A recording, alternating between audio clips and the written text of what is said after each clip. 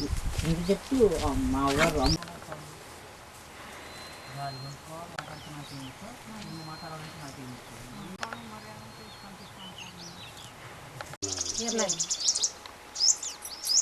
నేను అదే తినాలనే మా అమ్మ ఎత్తుకొని వచ్చిందంట. మా అమ్మ ఎత్తుకొని వస్తే నాకు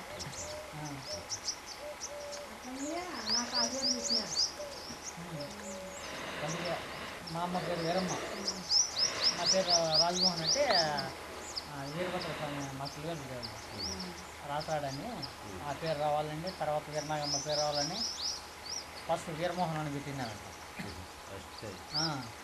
అదేదో మళ్ళీ